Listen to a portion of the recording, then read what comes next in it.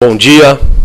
A Ordem dos Advogados do Brasil, Seção São Paulo, Associação Paulista de Magistrados e a Associação Paulista do Ministério Público dão as boas-vindas a todos nesse primeiro encontro com os candidatos ao governo de São Paulo, Compromisso com a Justiça.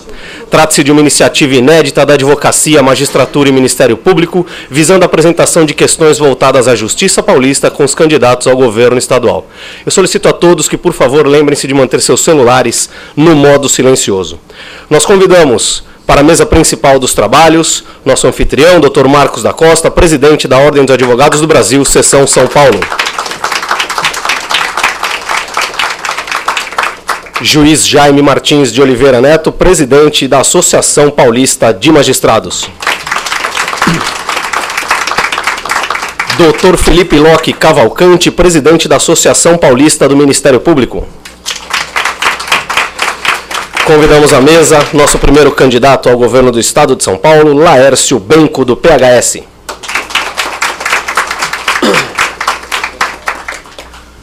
Os senhores podem se sentar. Nós destacamos e agradecemos a presença do Dr. Aristóbulo de Oliveira Freitas, que nesse ato representa o presidente da Associação dos Advogados de São Paulo, e doutora Raquel Elita Alves Preto, diretora secretária, representando o presidente do Instituto dos Advogados de São Paulo. Senhoras e senhores, com a palavra, Dr. Marcos da Costa, presidente da Ordem dos Advogados do Brasil, Seção São Paulo.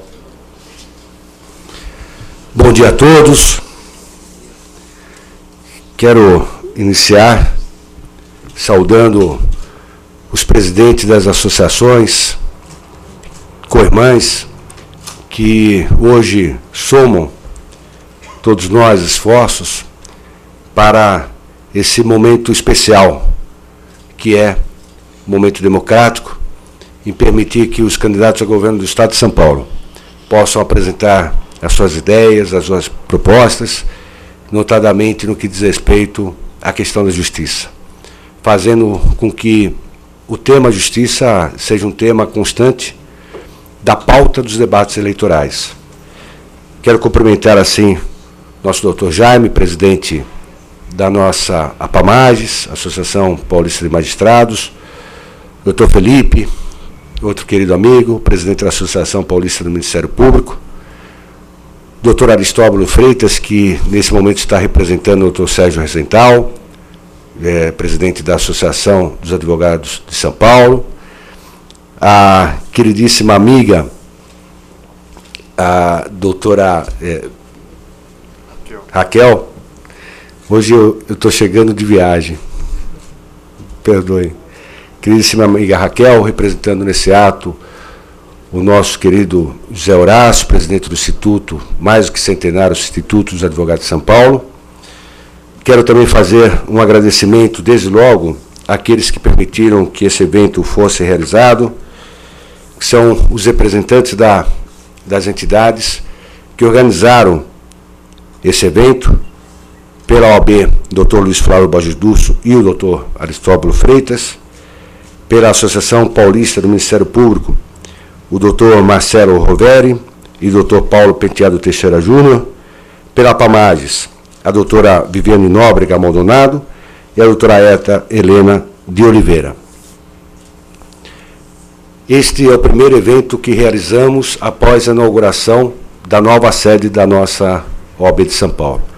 Por isso, essa importância histórica a que se acresce.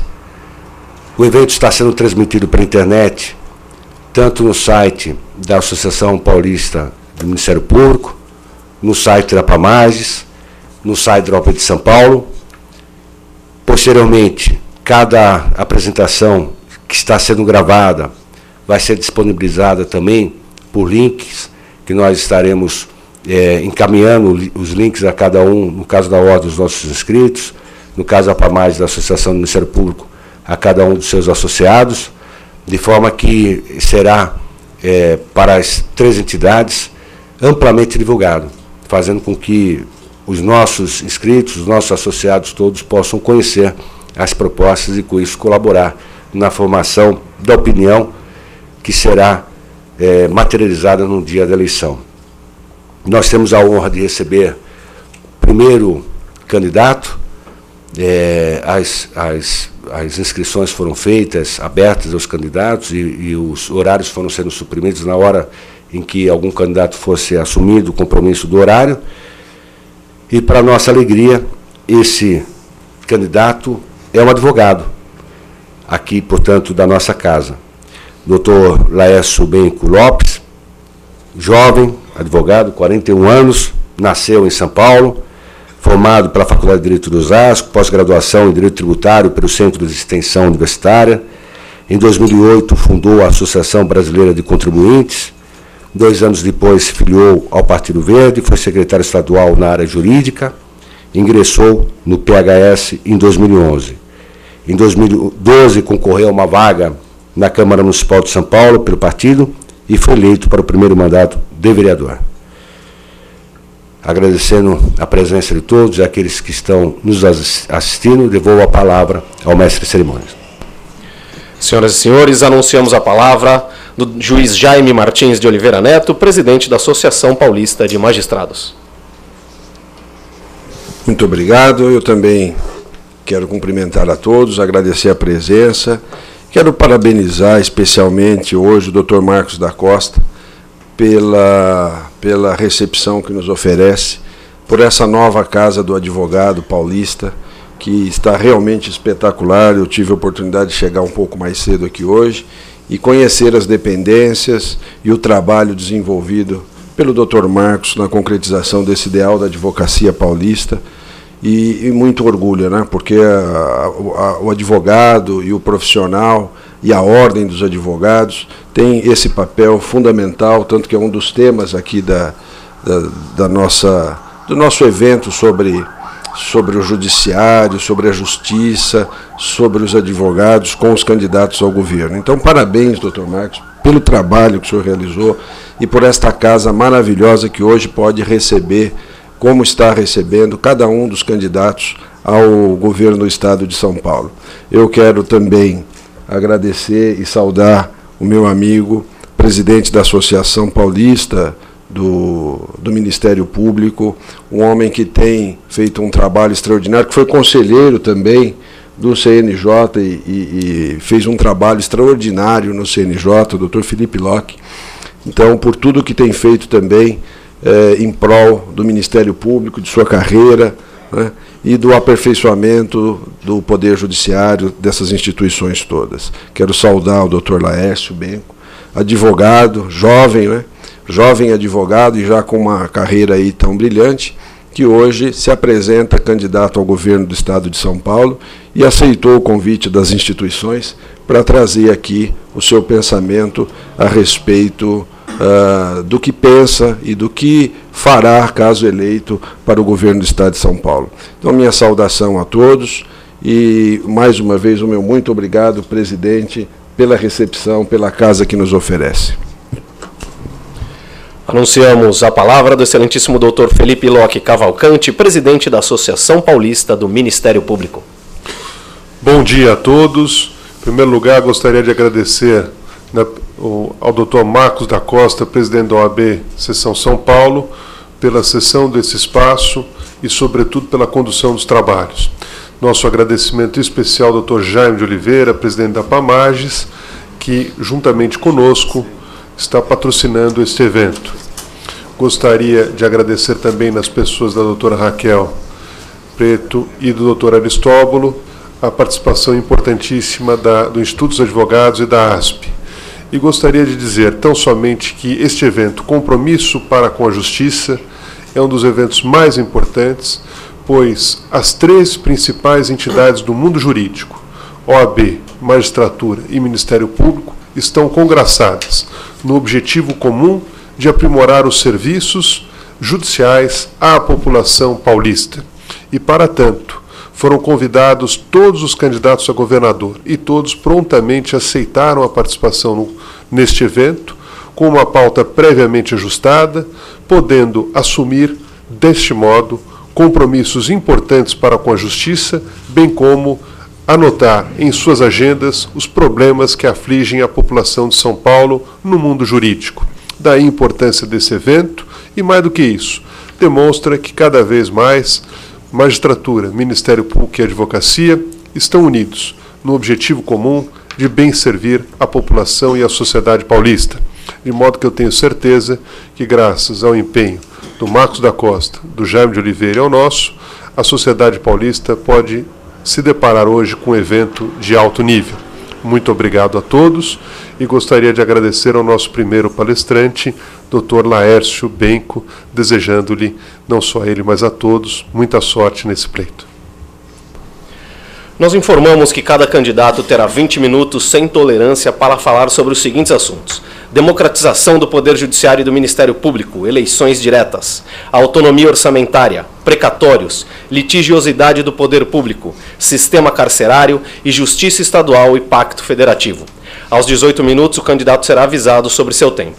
O candidato terá mais 5 minutos para suas considerações finais sobre assuntos de sua livre escolha. Aos 4 minutos, o candidato será novamente avisado sobre seu tempo. Durante toda a explanação dos candidatos, não será permitida a manifestação da plateia. Não haverá debates e nem perguntas. Ao final da apresentação, cada candidato concederá uma entrevista ao vivo que será transmitida pelos sites da OAB, APAMAGES e APMP. Nós convidamos à tribuna Laércio Benco, do PHS, Partido Humanista da Solidariedade, advogado tributarista, pai de 2 filhos, vereador na cidade de São Paulo, 41 anos, natural de São Paulo. Candidato, o senhor tem 20 minutos a partir de agora para apresentar as suas propostas, atendo-se exclusivamente aos temas da pauta.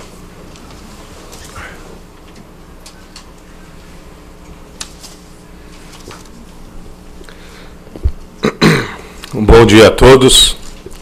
Quero pedir desculpas aqui pela voz rouca, que é fruto da gripe, que acho que está pegando bastante paulistanos aqui, mas não poderia deixar de estar presente nesse evento que fiz questão de confirmar presença tão logo fui convidado.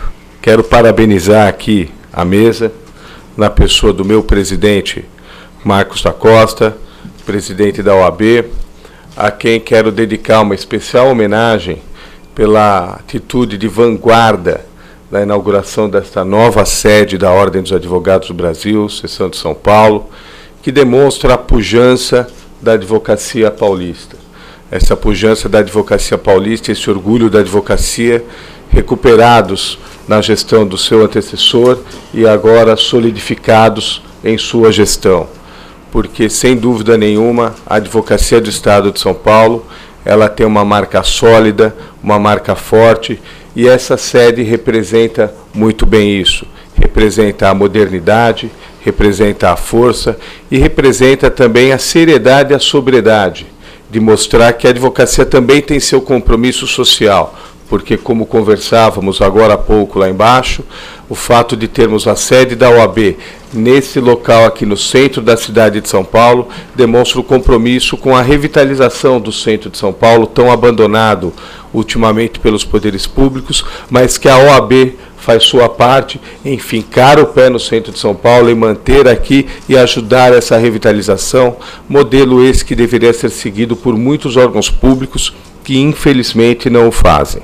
Então, presidente Marcos da Costa, antes de falar como candidato aqui, falo como advogado orgulhoso de ser membro dos quadros da Ordem dos Advogados do Brasil em sua gestão. Quero aqui agradecer ao doutor e parabenizar o doutor Jaime, presidente da APAMAGES, Associação Paulista dos Magistrados, pelo brilhante trabalho que tem feito também à frente desta associação tão importante do Estado de São Paulo, que congrega todos os nossos magistrados, esses magistrados que muitas vezes são absolutamente sobrecarregados de serviço, têm uma carga horária de trabalho absurda, trabalham no fórum, trabalham em casa, pensam nos processos durante o deslocamento, muita de casa para o trabalho, não tem finais de semana, porque a maioria deles, tenho certeza, está 100% dedicada à sua função, que é decidir os litígios, que é colocar em prática tudo aquilo que está prescrito em lei, e que muitas vezes, infelizmente, o Estado, o governo, não tem reconhecido e não dá a estrutura necessária. Da mesma forma que cumprimento o Dr. Felipe Locke, presidente da Associação Paulista do Ministério Público que nesse momento tão importante da política brasileira, em que, se nós podemos notar hoje que há mais sujeira do que tapete nos órgãos públicos, em todos os níveis, essa visão nós temos graças à atuação independente do Ministério Público, que tem apontado os problemas que, embora muitas vezes o Poder Executivo em todos os níveis teimam em tentar esconder e ir jogando sujeira para debaixo do tapete, está lá o Ministério Público, principalmente aqui no estado de São Paulo, mostrando e apontando que há coisas erradas e com a sua independência, com a sua força, com a sua capacidade de atuação, vem fazendo um trabalho muito importante em prol de toda a sociedade, porque a sociedade, se ela não se sente totalmente órfã, um dos motivos é a existência do Ministério Público, principalmente aqui no estado de São Paulo. Meus amigos, o primeiro tema que eu gostaria de abordar aqui é a independência do Poder Judiciário.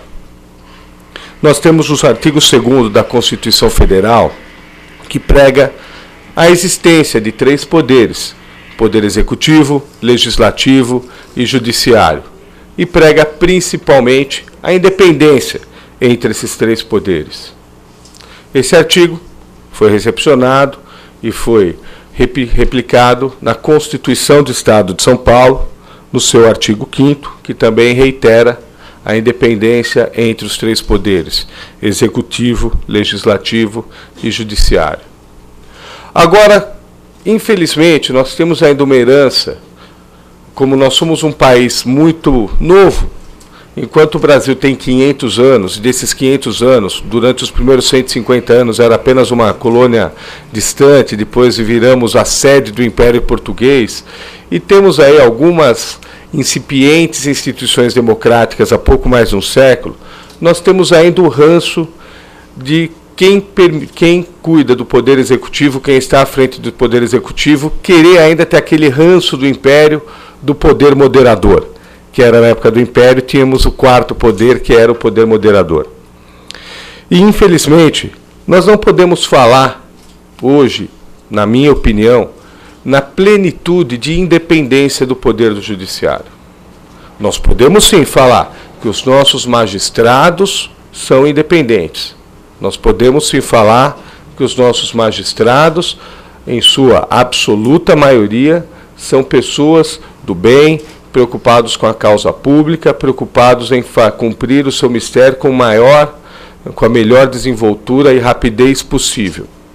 Mas como podemos falar em independência do Poder Judiciário se nós não falamos em autonomia financeira orçamentária do Poder Judiciário?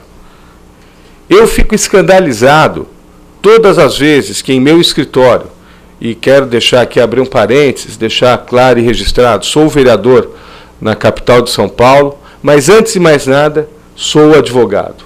Posso, se Deus quiser, serei governador do estado de São Paulo, se Deus quiser, continuarei na vida pública, mas jamais deixarei de dizer, quando eu me qualifico, eu começo a falar sempre que eu sou advogado, porque é essa profissão que eu sempre sonhei em ter, desde os primórdios da minha infância, e é a profissão que eu me orgulho de exercer. E fico escandalizado em meu escritório de advocacia, que tenho aberto desde 1996, milito na advocacia desde 96, daqui um ano e pouquinho completarei 20 anos com o meu CNPJ da Advocacia Benco Lopes. Fico indignado toda vez que eu vou recolher uma GARI de custas processuais e ver que essa GARI vai para os cofres do governo do estado de São Paulo. E lembro, agora não vou saber precisar a data, mas todos os senhores aqui que são da área sabem do que eu estou falando. Há 7, 8 anos atrás, aproximadamente, nós tivemos uma tentativa do Poder Judiciário de receber diretamente essas custas processuais, que infelizmente o governador, que hoje tenta a reeleição por mais uma vez, ele ajuizou uma ação direta de inconstitucionalidade, podando o Poder Judiciário de ter sua autonomia orçamentária. Ou seja, é um viés de querer ser o poder moderador. O governador, naquela época em exercício e hoje candidato à reeleição, tentou agir como poder moderador, infelizmente obteve êxito, mas não soube agir democraticamente. se democrático fosse, se respeitasse a tripartição dos poderes, se respeitasse efetivamente o Poder Judiciário, respeitaria a autonomia do Poder Judiciário para receber aquilo que lhe é de direito. Porque, em primeiro lugar, no meu entendimento, as custas processuais têm a natureza jurídica de taxa, porque você paga para ter uma contraprestação específica, ou seja, aquele que necessita da prestação de serviços judiciários e ajuiza uma ação, está pleiteando ter um serviço em troca do Poder Judiciário. É uma taxa, não é um imposto. Se imposto fosse, tudo bem, deveria ser recolhido aos cofres centrais. Mas é uma taxa, é um tributo vinculado. Ninguém paga a guia de 1% de custos pensando em saúde. Ninguém paga a guia de 1% de custos processuais pensando em educação. Ninguém paga a guia de 1% de custos processuais pensando em ter segurança pública. Você paga a guia de 1% de custos processuais pensando em ter uma contraprestação jurisdicional compatível com o valor que você está pagando. Pensando em ter fóruns modernos, pensando em ter uma informatização na sua plenitude, pensando em ter uma boa e decente remuneração dos magistrados e de todos os servidores do Poder Judiciário. É nisso que você pensa quando você recolhe essas custas de 1%. E aqui, sob a desculpa de se utilizar da Lei de Responsabilidade Fiscal, que limita em 6% os repasses da receita corrente líquida do Estado de São Paulo, dos estados, para o Poder Judiciário, eu, data máxima vênia aos legisladores que fizeram essa lei, que estipularam esse percentual, eles rasgaram frontalmente a Constituição Federal, a cláusula pétrea que fala da independência entre os poderes. Se eu tenho independência entre poderes, é decorrência lógica e óbvia que eu tenho que outorgar uma independência orçamentária a esses poderes. Sem autonomia orçamentária, financeira, não há independência. Do jeito que vão as coisas, daqui a pouco, ou a presidente da República, ou o governador do Estado vai chegar para a OAB e falar: olha, doutor Marcos da Costa, a anuidade da OAB vai para os cofres do governo federal e a gente vai repassar o dinheiro para os senhores aí, tudo bem? Então nós não podemos aceitar isso. Nós temos que, todos aqueles que atuam na área do direito, devemos cobrar. E peço a todos os senhores aqui que, sempre que possível, cobre daqueles que vão usar essa tribuna aqui após a minha fala, se eles defendem essa autonomia. Porque eu, como governador, tenho certeza absoluta, darei plena e total autonomia orçamentária ao Poder Judiciário. As custas processuais, as taxas processuais serão encaminhadas diretamente aos cofres do Poder Judiciário. Nós não seremos receptadores de dinheiro que não nos pertence, porque, repito, o dinheiro das custas do Poder Judiciário ao Poder Judiciário pertence. E tomei a liberdade aqui de trazer alguns números. Tenho certeza que muitos dos senhores aqui sabem do que eu estou falando, mas é sempre importante registrar. Por conta do fato do Poder Judiciário estar sob o julgo do Poder Executivo, o Poder Judiciário acaba tendo que preparar uma proposta orçamentária e encaminhar ao Executivo. Pois bem, no ano de 2012, vamos começar, em 2014, o Poder Judiciário fez uma proposta orçamentária de 11 bilhões 464 milhões de reais. E no orçamento do Estado de São Paulo, na lei orçamentária aprovada pela Assembleia Legislativa, que infelizmente também está sob o julgo do Poder Judiciário, porque lá não há independência política, nós tivemos uma liberação no orçamento para o Poder Judiciário de 8 bilhões 427 milhões, ou seja, 30% a menos do que foi pleiteado pelo Poder Judiciário, isso previsto em orçamento. Todos nós sabemos que o Tribunal de Justiça e todos aqueles responsáveis pelas finanças do Poder Judiciário têm que ficar constantemente batendo a porta e implorando pela efetiva liberação dos recursos, porque o fato de estar previsto no orçamento os 8 bilhões e 400 milhões, 30% ao menos, não significa que isso será liberado.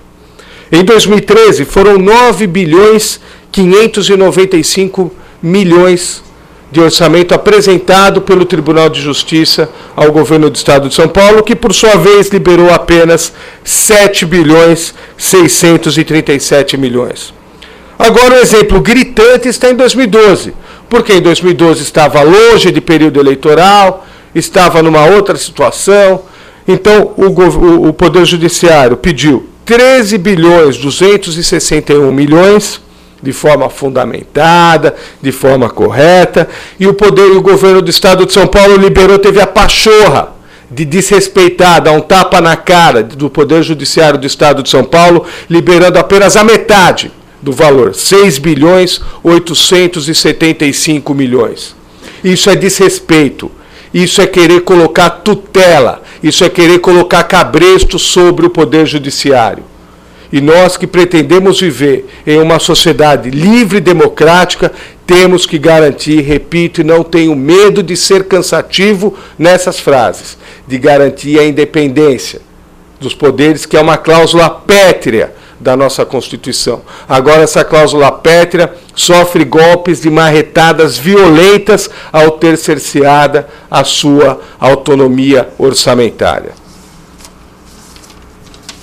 Nós temos hoje, por conta desta falta de autonomia, um déficit de pelo menos 400 juízes no Estado de São Paulo, pelo menos, que fazem muita falta, não só a magistratura, que tem uma carga exacerbada de trabalho, fazem falta a advocacia, porque não temos condições, os nossos processos acabam andando de uma forma mais lenta do que poderia dar. Fazem muita falta ao Ministério Público, que apesar de ter uma postura independente e absolutamente atuante, mas depende da atuação do Poder Judiciário. E agora, com 400 magistrados a menos, estamos falando de 400 magistrados no Estado com 645 municípios.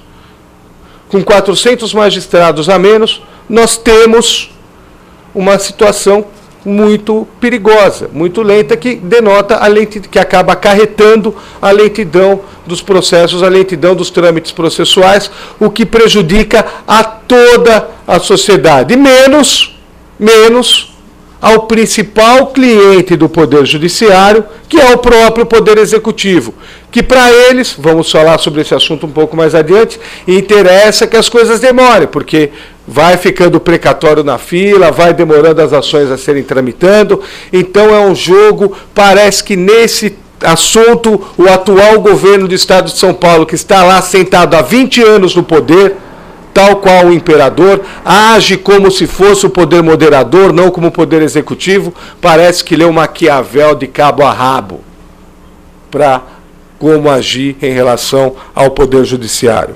E quero dar um exemplo aqui concreto de como não há política de incentivo ao Poder Judiciário, mas há uma politicagem vergonhosa. Nós temos a Lei Complementar 877, de 29 de agosto de 2000 ainda, estamos falando do século XX, ok? Que criou a terceira vara de Lençóis Paulistas. Em 29 de agosto de 2000. Essa terceira vara foi inaugurada apenas agora, dia 15 de agosto de 2014. 14 anos depois. Para quem está lá há 20 anos no Palácio dos Bandeirantes, achando que aquilo lá tudo é seu, pode parecer pouco tempo, mas para nós que vivemos no mundo real, para a população de Lençóis Paulista e região, todos os jurisdicionados da comarca de Lençóis Paulistas, para todos eles, 14 anos é muito tempo. 14 anos é praticamente uma vida. Para os advogados que dependem do resultado dos seus processos, 14 anos é um tempo imensurável. Para quem está há 20 anos acostumado com os corredores do Palácio, não. É pouco, porque eles pretendem ainda ficar mais 4 e, se possível, se eternizarem lá. Mas para quem está no dia a dia, e repito, para quem vive o mundo real, é muito tempo e é inadmissível. E aí imagino que não sofrem os 2 magistrados que estavam lá até agora sozinhos naquela comarca, as centenas ou milhares de advogados daquela comarca e as centenas de promotores públicos que dependem daquela comarca. É uma coisa absurda, é uma coisa que infelizmente nós não podemos aceitar. Não há independência sem autonomia financeira.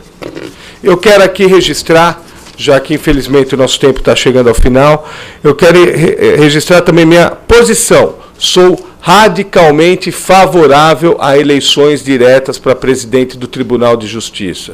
Se falamos em democratização do Poder Judiciário, não podemos falar em democracia sem eleições diretas. Não podemos falar em democracia se todo e qualquer magistrado, seja ele de onde for, não puder votar para presidente. Poxa vida, agora nós comentamos 30 anos, e fizemos festas de 30 anos do movimento Direta Já, onde eu quero votar para presidente, esse era o jargão. Por que que o magistrado não pode votar para presidente? Se acha que o magistrado não tem preparo? Se acha que o magistrado não tem condições? Que o magistrado vai escolher mal? Eu defenderei e usarei toda a minha força política enquanto governador do Estado de São Paulo para que hajam eleições diretas para o Tribunal de Justiça do Estado de São Paulo, porque isso trará ares democráticos, isso trará renovação, isso também consolidará o princípio da independência do Poder Judiciário. E eu não posso deixar de encerrar aqui, como advogado, lamentar a questão dos precatórios. Eu tenho um caso no meu escritório, eu ajuizei uma ação em favor de um pai que teve o filho morto dentro de uma escola do Estado de São Paulo, em 1996. Essa ação transitou em julgado apenas em 2009. E essa família até hoje não recebeu 1 centavo da indenização, está lá na fila dos precatórios. E quantas são as vezes, presidente Marcos da Costa, que o pai daquela criança falecida já há 16 anos, vem ao meu escritório e fala, mas doutor, e o meu dinheiro? E eu tento explicar a situação para ele, ele olha para mim como se falasse, poxa doutor, levanta aí da cadeira e vai atrás como se dependesse do advogado. Porque a cobrança do cliente recai sobre o advogado, não recai sobre o governador do Estado de São Paulo que segura vergonhosamente o dinheiro dos precatórios e que libera a conta-gotas. Então, no meu governo, nós vamos instituir formas de agilizar o pagamento dos precatórios e de fazer compensação dos precatórios com os tributos, principalmente com o ICMS, mas uma compensação administrativa fácil e rápida. O seu tempo está esgotado. O senhor tem agora 5 minutos para as considerações finais sobre assuntos de sua livre escolha. Muito obrigado. Então, faremos uma compensação com o ICMS de forma rápida. Você vai no balcão da Secretaria da Fazenda, leva o seu precatório e pode compensar. Aí você vai ter um mercado aí onde você vai poder vender esse precatório por 85%, 90% do valor de face, e não essa vergonha de mercado que nós temos aí, onde o precatório é vendido por 20%, 25% do valor de face. Falando agora um pouco, aproveitando esse tempo que nos resta, sobre a política de uma forma geral. Sou candidato a governador e no nosso programa de governo nós temos 4 eixos básicos, que serão nossas 4 principais secretarias, nossas 4 únicas secretarias. São 25 secretarias hoje no governo do Estado de São Paulo e 39 ministérios no governo federal. Nós governaremos de forma enxuta.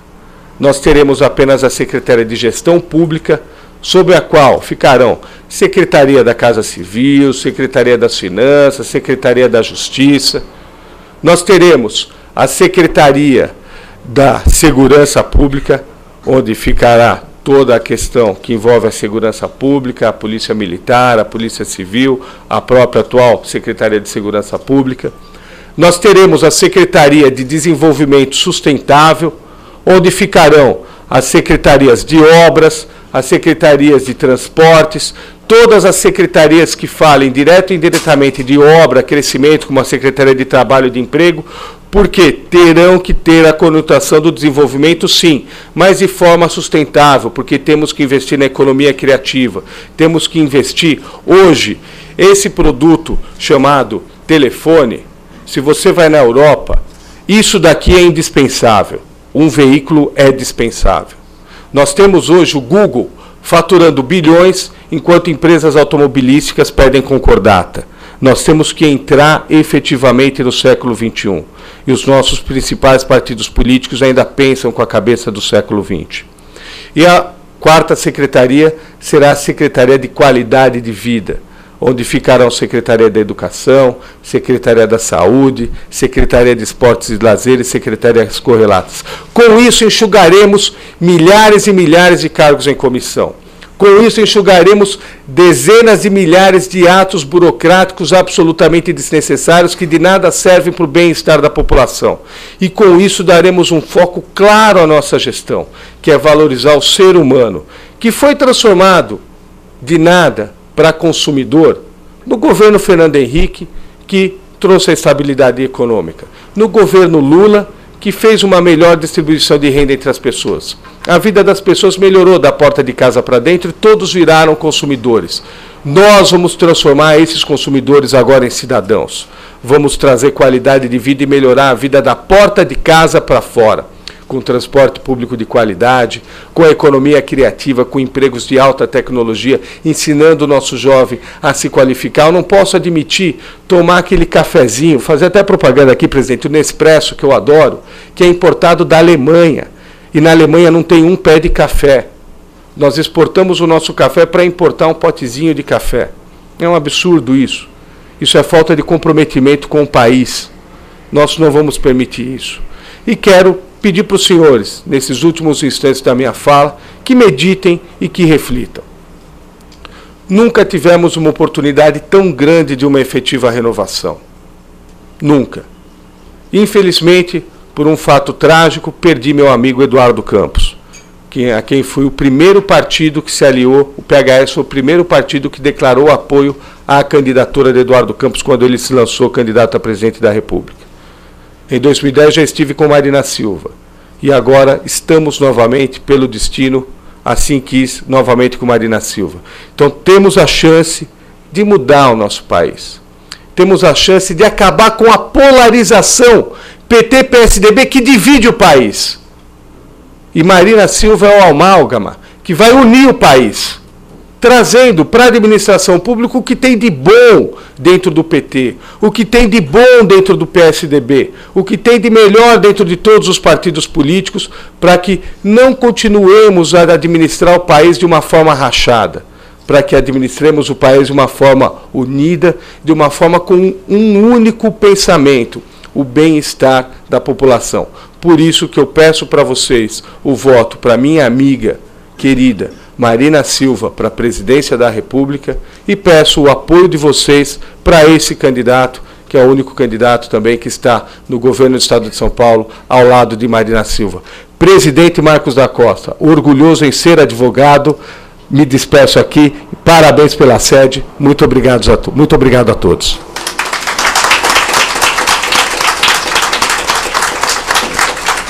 Para promover o encerramento dessa primeira apresentação, com a palavra, Dr. Marcos da Costa. Quero mais uma vez agradecer ao candidato Laércio Benco pelo comparecimento e reiterar que se trata de uma iniciativa inédita. A advocacia através da OAB, da ASP, do IASP, a magistratura através da PAMAGES, o Ministério Público através da Associação Paulista do Ministério Público, unidos nessa frente pela justiça, contribuindo para que o cidadão, na hora de escolher o candidato, conheça também esse papel fundamental que é da democracia, que é a justiça paulista. Muito obrigado. Candidato Laércio Benco, obrigada pela participação nessa primeira fase aí do ciclo de exposições com os candidatos. Eu gostaria que o senhor fizesse uma avaliação aí, uma análise, uma reflexão sobre a sua palestra para os nossos internautas. Eu tenho certeza absoluta que na nossa palestra, e se for comparada com as demais palestras, mostrará que o único candidato que não tem os não está preso pelos grilhões da velha política, sou eu. Todos os demais vão fazer discursos mornos, não vão assumir compromissos, como eu assumi, de dar total independência orçamentária ao Tribunal de Justiça, de dar total apoio ao Ministério Público, nesse momento em que o Ministério Público mostra que há mais sujeira do que tapete lá no Palácio dos Bandeirantes, de dar total autonomia aos magistrados, total apoio aos advogados. Nenhum candidato terá propostas tão ousadas porque eles estão amarrados aos grilhões do passado. Então, se nós queremos renovação, se nós queremos atitudes, resultados novos, precisamos de atitudes novas. E eu e Marina Silva estamos dispostos a ter essas atitudes. Obrigada, candidato. Nós estamos ao vivo. A repórter da OAB também tem uma pergunta para o senhor. Olá, bom dia. Quais as propostas que o senhor traz para a advocacia aqui no estado de São Paulo? São várias propostas, mas eu quero ater principalmente a uma que é a grande vergonha.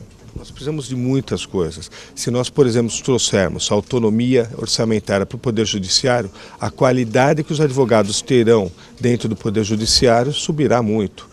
Mas, principalmente, o foco que eu quero dar é acabar com a fila dos precatórios. Isso é um desrespeito, é uma vergonha, não só ao jurisdicionado que tem uma ação ganha e que fica cobrando do advogado, achando que o advogado que está com má vontade, que o advogado é que é lento, e o advogado não pode pegar o jurisdicionado e levar lá no gabinete do governador para mostrar que a culpa é dele, que ele não tem vontade em pagar o que deve.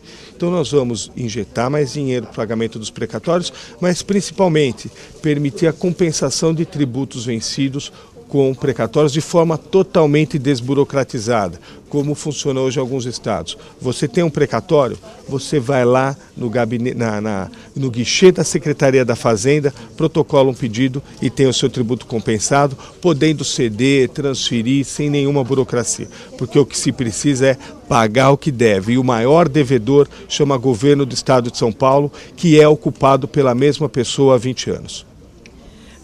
Candidato, eu tenho uma pergunta voltada para a magistratura. O senhor assume o compromisso de não cortar o orçamento do Poder Judiciário? Pelo contrário, eu quero dar autonomia orçamentária, eu quero que o Poder Judiciário fique com o dinheiro das custas processuais. Essa ação direta de inconstitucionalidade que o Geraldo Alckmin ajuizou há alguns anos atrás, quando o Tribunal de Justiça tentou receber diretamente as custas processuais, é uma vergonha, mostra que o Geraldo Alckmin ainda vive na época do poder moderador. Ele não agiu como chefe do Poder Executivo, ele se auto-intitulou chefe do poder moderador, porque ele tirou a iniciativa de autonomia orçamentária do Poder Judiciário. Então, o dinheiro do Judiciário vai para o Judiciário, e se não for suficiente, o governo do Estado de São Paulo aí sim tem que repassar até o limite de 6% da receita corrente líquida. É assim que eu interpreto a Constituição. Dinheiro, taxa judiciária, é para judiciário. Se for o caso, até o limite de 6% da receita corrente líquida, e hoje o governo não chega nem a 4%, nós podemos complementar. Candidato, muito obrigada pela participação, uma boa sorte. Eu que agradeço.